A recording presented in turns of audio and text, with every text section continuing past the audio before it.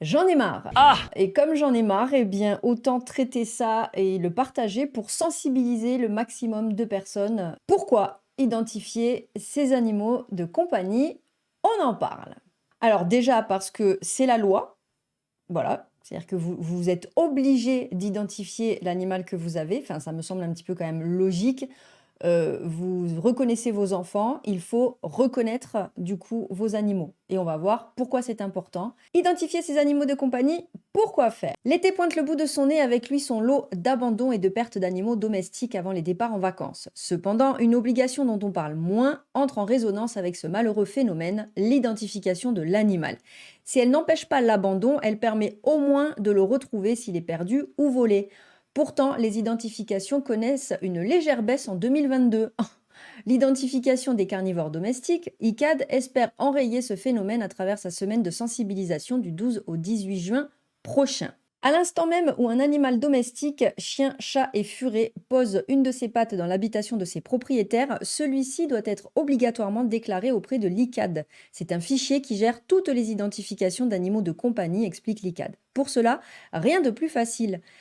La bête, alors je ne sais pas pourquoi on appelle ça la bête, l'animal peut être tatoué à l'intérieur de l'oreille ou de la cuisse. Les professionnels ont aussi la possibilité d'injecter une puce sous la peau de l'animal qui permettra de le retrouver grâce à un code. Pas du tout douloureux et ça peut se faire sans anesthésie. L'identification, c'est comme un passeport, une carte d'identité. C'est le seul lien officiel qui rattache l'animal à son propriétaire.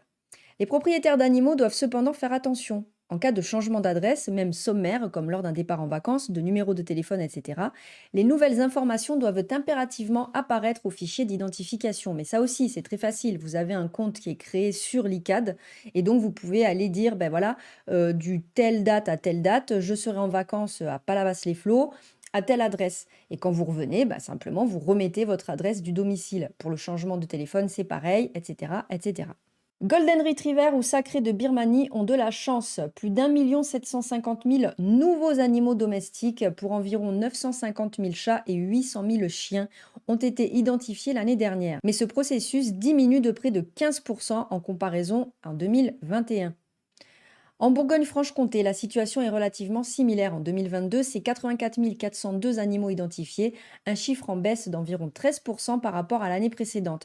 Cela s'explique en partie par le déclin des adoptions qui avaient connu leurs heures de gloire lors des périodes de confinement. Et oui, puisque quand on avait un chien, on avait le droit d'aller le promener aux heures qu'on voulait, évidemment, tous les concons, ils se sont précipités pour aller adopter un chien qu'ils ont pour la plupart abandonné l'été qui a suivi le confinement. Pour sensibiliser le grand public sur cette question, l'ICAD organise du 12 au 18 juin la 5e édition de la Semaine nationale de l'identification, avec en ligne de mire les futures vacances estivales, une période propice au départ malencontreux, en particulier chez les félins. Sur l'ensemble de l'année écoulée, 66 493 chats étaient déclarés perdus. Un contexte qui n'étonne pas vraiment l'ICAD. Je cite, les gens qui vivent avec un chat dans un appartement ne s'imaginent pas forcément qu'il va sortir ou qu'il va pouvoir le faire assez facilement. Par conséquent, les propriétaires ne pensent pas à identifier leurs animaux. Cette semaine est donc l'occasion de rappeler les bases pour éviter certaines déconvenues. Je cite, si un chat est trouvé, son détenteur a seulement 8 jours pour venir le récupérer. Autrement, il est remis dans le circuit de l'adoption ou euthanasié. Voilà, parce que on en a déjà parlé, mais les associations et les refuges n'ont pas des murs à rallonge et des poches sans fond remplies d'oseille. Donc à un moment donné, ça n'est plus possible. Il faut être conscient de la réalité des choses. Hein. C'est pas oh oui, je vais abandonner Mimine, et puis c'est pas grave, au bout de 8 jours, si personne ne va le récupérer à la fourrière, il sera remis à un refuge ou à une association. Non. Au moment des grands départs, les papiers des membres de la famille seront importants, ceux des animaux le seront tout autant maintenant. Et il suffit de se rendre sur Facebook, sur le Pet Alert de votre département, pour moi donc le Pet Alert des Pyrénées-Orientales 66, pour voir les dernières annonces postées. Vue chien Aria Sirac, secteur tabac, non identifié, ne porte pas de collier. On continue juste après. Perdu, chat de tigré, canet en roussillon, secteur rue Hermione, blablabla, capucine, stérilisé, non identifié, ne porte pas de collier. Alors pour le collier, on est d'accord, pour les chats, je suis absolument contre. Et d'ailleurs, je vous encourage vraiment, si vous mettez des colliers à vos chats, à les enlever parce que c'est dramatique. On en a déjà parlé dans un précédent sujet. On continue, il y a 17 heures, retrouvé, tant mieux, perdu chienne chihuahua à Bao, stade, non ribis, non identifié, ne porte pas de collier. Il suffit vraiment de regarder, hein, voilà, trouver chienne Stadford, nanana, non identifié, ne porte pas de collier. Ce n'est que ça. Alors, ça m'agace parce qu'on n'arrête pas de le répéter et en fait, c'est pas compris. C'est-à-dire que c'est la loi. De la même façon que vous ne pouvez pas rouler à 190 sur l'autoroute qui est limitée à 130, vous êtes obligé d'identifier votre animal. Voilà. Et ça évitera aussi, parce qu'on dit que ça n'empêche pas les abandons. Enfin, le gars qui laisse son chien mourir accroché à un arbre en pleine forêt, généralement, l'animal n'est pas identifié.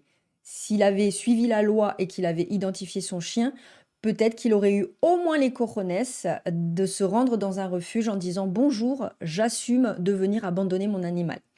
Voilà, c'était un petit coup de gueule qui n'a pas duré très longtemps. Identifiez vos animaux. La loi n'oblige pas à la stérilisation, mais s'il vous plaît, s'il vous plaît, s'il vous plaît, stérilisez également vos animaux, évitez de faire des portées, de les donner sur le bon coin, de faire... Je me bats pareil depuis ce matin sur un post d'une couleuvre qui a mangé certainement un animal un peu conséquent, ça doit être un rat des champs ou un lapin, je ne sais pas, et quelqu'un en premier commentaire dit « Espérons que ce soit un chat errant ». Voilà, parce qu'il y a une haine contre les chats, parce que oui, ils viennent faire du mal à la biodiversité en tuant énormément d'espèces protégées, comme les serpents, les orvets, certains rongeurs, etc., etc. Mais on se trompe de cible. Le problème, c'est parce que ce sont des chats issus de portées de femelles qui n'ont pas été stérilisées à un moment donné. Voilà, je pense qu'il faut qu'on soit tous un petit peu vigilants sur tout ça. L'identification est obligatoire, on le fait. La stérilisation n'est pas obligatoire, mais on le fait parce qu'on a conscience que ne pas stériliser à l'heure actuelle, c'est une folie. Voilà, je vous souhaite une très bonne journée. Je vous dis à très bientôt. Prenez soin de vous et de vos poilus. N'oubliez pas de mettre un petit j'aime si cette vidéo vous a plu parce que ça me fait plaisir. Je vous dis à bientôt. Ciao, ciao!